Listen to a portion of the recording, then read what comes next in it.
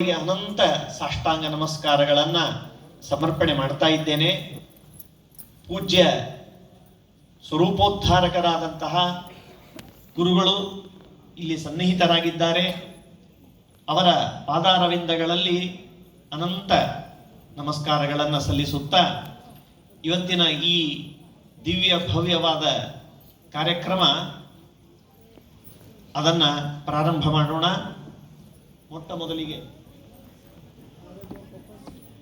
ಪಂಡಿತ ಪೂಜ್ಯರಾದ ರಘುತ್ತಮಾಚಾರ್ಯರು ವೇದಘೋಷದಿಂದ ಕಾರ್ಯಕ್ರಮವನ್ನ ಪ್ರಾರಂಭ ಮಾಡಿಸಿಕೊಳ್ಳಬೇಕು ಅಂತ ಕೇಳಿಕೊಳ್ತಾ ಇದ್ದೇನೆ.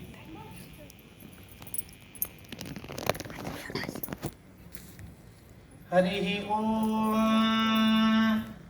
ಶನ್ನೋ ಮಿತ್ರಃ ಶಂ ವರುಣಃ ಶನ್ನೋ ಭವತ್ವರ್ಯಮಾ ಶನ್ನ ಇಂದ್ರೋ ಬೃಹಸ್ಪತಿಃ ಶನ್ನೋ ವಿಷ್ಣುರುರುಕ್ರಮಃ ನಮೋ ಬ್ರಹ್ಮಣೇ ನಮಸ್ತೆ ವಾಯೋ ತ್ವಮೇವ ಪ್ರತ್ಯಕ್ಷಂ ಬ್ರಹ್ಮಾಸಿ ತ್ವಮೇವ ಪ್ರತ್ಯಕ್ಷಂ ಬ್ರಹ್ಮ ವದಿಷ್ಯಾಮಿ ಋತಂ ವದಿಷ್ಯಾಮಿ ಸತ್ಯಂ ವದಿಷ್ಯಾಮಿ ತನ್ಮಾಮವತು ತದ್ವಕ್ತಾರಮವತು ಅವತು ಮಾಂ ಅವತು ಭಕ್ತಾರಂ.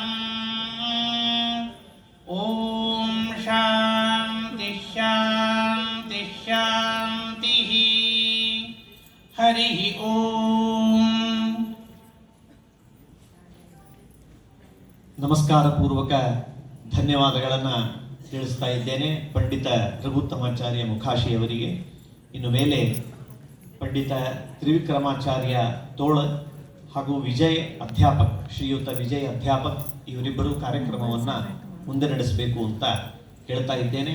ಅದಕ್ಕೂ ಮೊದಲು ತಮ್ಮೆಲ್ಲರಿಗೆ, ಮುಖ್ಯವಾಗಿ ಪೂಜ್ಯ ಗುರುಗಳಿಗೆ ಸುಸ್ವಾಗತ ಅಂತ ಹೇಳುವುದು ನನ್ನದಲ್ಲ, ಅವರದ್ದೇ.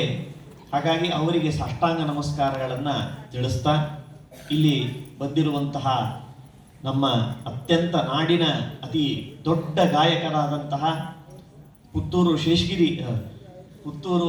ನರಸಿಂಹನಾಯಕರಿಗೆ ವಿಶೇಷವಾಗಿ ಅಭಿನಂದನಾಪೂರ್ವಕ ಸ್ವಾಗತವನ್ನು ಕೋರ್ತಾ ಇದ್ದೇನೆ. ಅದರ ಜೊತೆಯಲ್ಲಿ ಅನಂತರಾಜ ಮಿಸ್ತ್ರಿ ಅವರು ಬಂದಿದ್ದಾರೆ, ಶ್ರೀಯುತರಾದ, ಅವರಿಗೂ ಕೂಡ ಸುಸ್ವಾಗತ.